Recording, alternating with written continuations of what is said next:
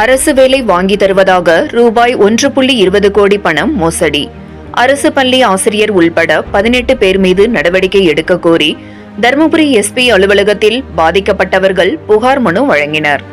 இதுகுறித்து தருமபுரி, சேலம் மற்றும் திருவண்ணாமலை ஆகிய மாவட்டங்களைச் சேர்ந்த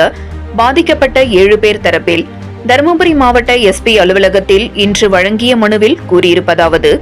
கிருஷ்ணகிரி மாவட்டம் பன்னந்தூர் கிராமத்தைச் சேர்ந்த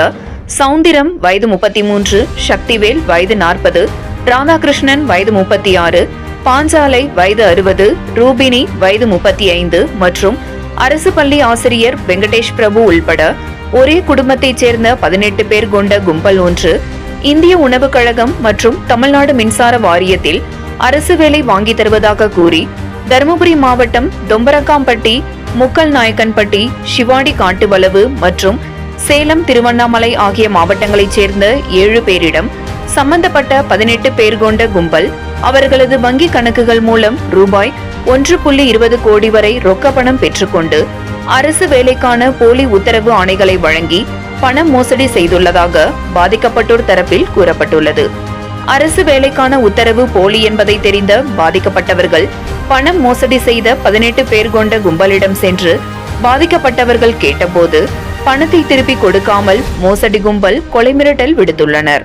எனவே தருமபுரி மாவட்ட எஸ்பி அவர்கள் உரிய கவனம் செலுத்தி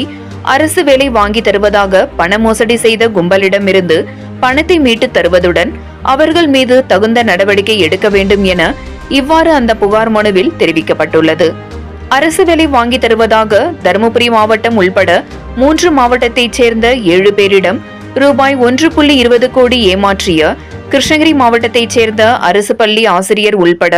18 பேர் கொண்ட கும்பல் மீது நடவடிக்கை எடுக்க கோரி தருமபுரி எஸ்பி அலுவலகத்தில் பாதிக்கப்பட்டவர்கள் புகார் மனு வழங்கிய சம்பவம் பெரும் பரபரப்பை ஏற்படுத்தியது.